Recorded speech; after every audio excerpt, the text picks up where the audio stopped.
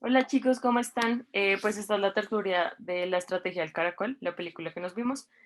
Em, pues esta es dirigida por Sergio Cabrera en el país Colombia en el año 1993 y como un pequeño resumen de esta es que el dueño de una casa quiere que los inquilinos desalojen su propiedad, pero ellos hacen hasta lo imposible por quedarse ahí. Entonces, pues, ¿quién quisiera comenzar con los aportes de la película? Dale, Cata. Bueno, pues en primer lugar es súper importante resaltar que toda esta película se desarrolla desarrollando una estrategia y pues consistía en poner una polea en la casa en la que ellos residían, en la casa Uribe, y poner otra polea, pues digo, una torre en la casa en la que residían y otra torre en otra casa que estaba desalojada y mediante un sistema de poleas ellos iban trasladando todos sus elementos personales a la otra casa para así poder sacarlos sin levantar sospechas y así ubicarlos en un lote que el español había comprado. En eso consistía pues todo el trabajo que estaban haciendo. Sí, de hecho, ¿saben algo que me pareció interesante de la película? Que en una pared, como llena de moho, no sé si se acuerdan, apareció como una imagen de una virgen. Entonces, como que ahí se veía la influencia de la religión, pues dentro de la película, porque como que todo lo que hacían, ellos lo basaban como en la religión y cada vez que iban a pasar como cosas o estaban destruyendo paredes, ellos empezaban como a rezar mientras otras personas trabajaban. Entonces, pues eso me parece interesante. Esperen un segundo. Dale, Nico.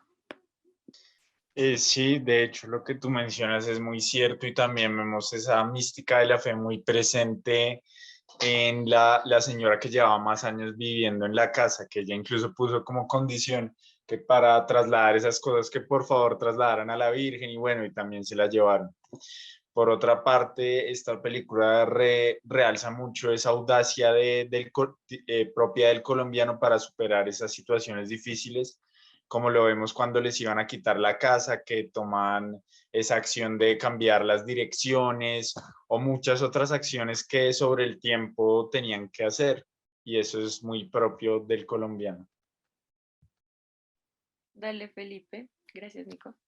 Sí, también digamos, ligando la idea de la religión y como el sentido de la nación colombiana, como la identidad que igual podemos percibir normalmente, fácilmente, pues podemos ver pues aquí en la comunidad de la Casa Uribe, pues un sentido de cooperación mutua entre todos los miembros, a pesar de, digamos, sus diferencias políticas o sus distintas opiniones, al final terminan colaborando pues para un objetivo común y pues es muy remarcable. Igual también es paródico de la diversidad social y cultural de Colombia. Gracias, Felipe. Dale, Cata. Y como lo decíamos, creo que es la imagen perfecta del colombiano católico promedio y que demuestra también, como mencionaban, la unión de la comunidad, así como también, digamos, cuando dicen que encontraron un tesoro, el baúl que contenía todos estos objetos que se usan en las Eucaristías católicas precisamente y se ve como el día antes de llevar al cabo su plan final, todos se reúnen alrededor de la mesa haciendo uso de estos objetos y realizan una misa.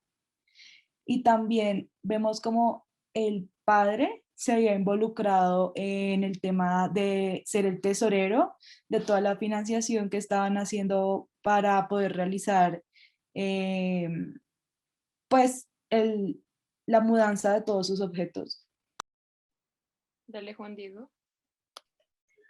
Sí, bueno, yo quisiera agregar que claramente la imagen de la Virgen primero se percibe como un milagro y esto demuestra el papel de la religión que tiene la, la Iglesia Católica dentro de la sociedad colombiana, algo muy marcado. Y además de eso, retomando una frase que dijo Felipe acerca diversidad de ideas políticas que existía en la comunidad de la Casa Uribe, es que vemos que por lo menos el anciano, el ingeniero, eh, es anarquista y se ve que canta canciones anarquistas: a las barricadas vamos. Y por otra parte también vemos un personaje que de inmediato lo asimilé con esas tendencias de izquierda, marxistas, socialistas, que de hecho en 1993 todas estas ideologías tienen un auge muy fuerte en el país, y donde es una época en donde la violencia también toma auge, por supuesto. Gracias, Juan Diego. Y saben que me acordé del momento, o sea, hay dos momentos donde aparece como muy clara la policía, en donde en la primer casa se acuerdan que iban como a entrar porque los iban a desalojar y esas personas también em, como trataron de que no pasara y ahí pues salió herido un niño. Entonces ahí también se puede ver la violencia coercitiva y como en otras partes de la película se ve pues que la gente hace de todo solo para obtener el terreno que quiere. En el caso del no me acuerdo cómo se llama, el señor que quería obtener como la propiedad, que hacía de todo solo para obtener otra vez su pedazo de tierra, hasta en el punto de, ¿se acuerdan que puso, o sea, el abogado de la casa puso como que no se podían desalojar porque tenían una persona súper enferma y como que la ley decía como sí, o sea, no se puede porque es una persona enferma y no se le puede dejar sin casa, pero como que ellos movieron todo por allá y de la nada como que les dieron un plazo para irse, pero igual, o sea, como que ahí se vio la corrupción y todo lo que hicieron para que se pudieran ir. Dale, Felipe. Sí, pues esto tiene que ver mucho con el constructo social que nosotros tenemos del territorio, ¿no? Y también de la territorialización acá en Colombia, que digamos, pues para los inquilinos, para la comunidad de la Casa Uribe, pues ese era su hogar, ese era el espacio donde habían pasado prácticamente toda su vida. Entonces tenía un carácter muy simbólico, muy sentimental para ellos. Tanto fue que así que la muerte del viejito de Lázaro, de manos de su esposa, pues básicamente es como un reflejo de esto, ¿no? Porque el señor, pues la señora le había prometido a él que iba a morir en su hogar, ¿no? Que iba a morir, ¿no? Pues donde ellos vivieron toda la vida, donde sufrieron. Entonces también ese concepto de territorialización, pues es algo muy importante que se ve en la película. Gracias, Felipe. Dale, Nico. Sí, yo quería retomar esa parte de la violencia de la que tú hablabas, que digamos está muy presente en esa escena, donde, donde van hasta donde está en el puesto donde trabaja Romero y llega Mosquera ahí como con sus matones y llegan y lo suben al carro y comienzan a cascarle bastante. Y sí, eso es muy terrible y ocurre mucho en nuestro país, es ver cómo las personas pueden llegar a ser tan soberbias que, como dices tú, pasan por encima de los otros y pues llegan a sobrepasar también esos límites. Muy duro la situación. De hecho, yo pensé cuando vi esa parte de la película, yo pensé que el tipo se iba a morir y que ya hasta ahí había acabado el cuento, pero ya después el otro día sobrevivió. Gracias, Nico. Dale, Juan Diego.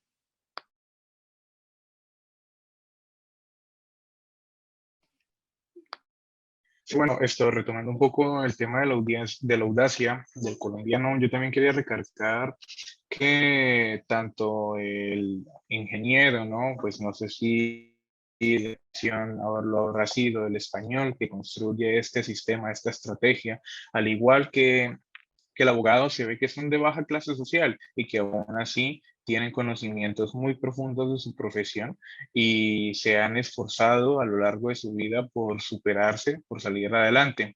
Ahora, retomando el tema de la violencia, es una época muy dura para Colombia, es una época en donde comúnmente se ven este tipo de abusos y es algo que ha perdurado hasta nuestros días, en donde el tener más te hace creer que pues puedes pasar por encima de los otros.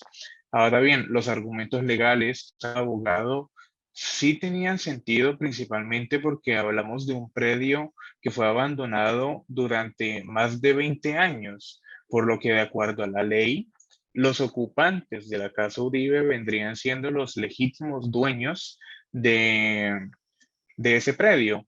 Y el dueño, el anterior dueño, en realidad ya no tendría nada que hacer, pero nuevamente se recalca aquí el problema de la corrupción y de la ambición. Sí, de hecho, con eso que estás diciendo de lo de como la forma jurídica, ahí decían que era como después de 20 años, ya, o sea, tú te volvías como propietario del terreno en el que estabas, porque ya habías cumplido mucho tiempo dentro de este. Y además quería también hablar sobre que la población, o como, sí, bueno, la población ya no tenían como la confianza en la institución, porque digamos, o sea, como que en una parte de la película ellos empiezan como a armar, buscan bombas y todo esto, porque ya, o sea, sabían que la policía no estaba de su lado, sino que estaba del lado como de los malos, por decirlo así. Entonces eso también me pareció un poco curioso. Dale, Cata. Pues yo quería agregarle también algo al tema de la corrupción y es que precisamente pues la persona que estaba a cargo de la casa, Trinidad, pues quien decía que ya llevaba 50 años viviendo en esta casa, menciona que el abogado de Holguín, quien era el que quería tener de nuevo su propiedad, lo acusaba por presentar falsos testigos en su contra y por intentar reducirle la edad a la señora como para evitar o para que no se demostrara que esta persona llevaba viviendo los años que decía aquí, pues en ese lugar. Gracias, Cata. Dale, Felipe. Sí, para mencionar brevemente, pues una pequeña conversación que tuvieron Olin y su abogado en un restaurante japonés, en donde básicamente pues explicaban, básicamente el abogado le explicaba a su secretario, creo, por qué los inquilinos estaban pasando por esa situación, porque ellos estaban ahí. Entonces, pues también es un reflejo de histórico, una pequeña explicación histórica de lo que representó un cambio demográfico en el centro de Bogotá, el hecho del Bogotazo, de cómo con la muerte pues, de Jorge Eliezer Gaitán, las clases altas se fueron para el norte, se fueron esparciendo por diversos lugares de Bogotá, y más o menos al centro quedó gente pobre que pues, o sea, tenía muy bajos recursos y tenían que acudir a allanar ciertas casas y a quedarse ahí, pues se terminaron quedando durante muchas décadas y se apropiaron pues de su espacio, de ese espacio. Gracias, Felipe. Bueno, ¿alguno quisiera agregar algo más? Dale, Cata. Y pues a mí también algo que me pareció muy curioso fue el tema de Gabriel y su aceptación que también demuestra la unión en su comunidad al mostrarse que era una persona, que es, bueno, era una persona transexual, algo que realmente no era bien aceptado, sobre todo en esa época, y se puede ver nada más en la reacción que Holguín tiene cuando se da cuenta de que su abogado estuvo con un hombre, aún así sin saber lo que fue de repudio total y de maltrato verbal hacia esta persona. Gracias, Cata. Bueno, ¿alguno quisiera agregar algo más? ¿No? Ok, bueno, entonces, pues creo que acá podemos terminar nuestra tertulia. Igual me pareció como interesante todos los puntos que tocamos, porque siento que todos fueron importantes durante la película. Creo que los más representativos, diría yo, serían la religión, lo del territorio que estábamos hablando, que las personas como se aferraban mucho a este, también lo de la corrupción y se me olvida alguno, no sé, dale Juan Diego.